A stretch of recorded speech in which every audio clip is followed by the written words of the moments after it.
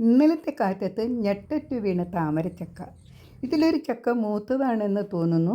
നമുക്കൊന്ന് മുറിച്ചു നോക്കാം.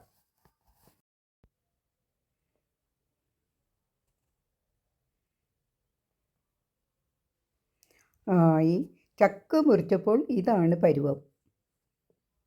ഇനി ഇതുകൊണ്ടൊരു ഇടിച്ചക്കത്തോരൻ ഉണ്ടാക്കാം. ചക്ക ഇതുപോലെ അരിഞ്ഞെടുത്ത് അല്പം ഉപ്പും ചേർത്ത് ഒന്ന് വേവിച്ചെടുക്കാം.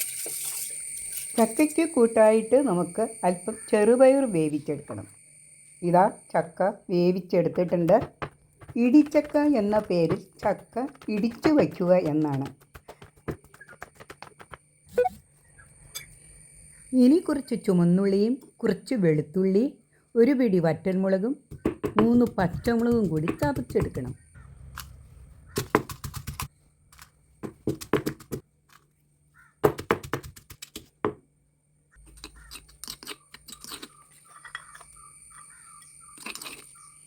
ഇനി ഒരു പാനിൽ എണ്ണ ഒഴിച്ച് ഉള്ളിക്കൂട്ട് ചേർത്ത് മൊരിഞ്ഞു വരുമ്പോൾ കറിവേപ്പിലയും മഞ്ഞൾപ്പൊടിയും കൂടി ചേർത്ത് മൂപ്പിച്ചെടുക്കുക.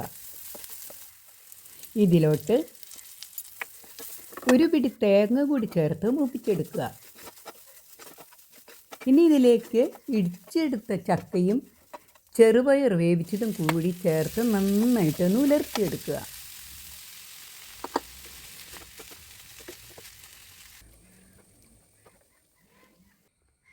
ഇത് കഴിഞ്ഞ് നല്ല ചൂട് ചോറിനൊപ്പം ഇടിച്ചക്കത്തോരനും നല്ല മാമ്പഴ പുളിശ്ശേരിയും നാരങ്ങ അച്ചാറും കൂട്ടി കഴിച്ചാൽ ഒരു രക്ഷയുമില്ല കേട്ടോ.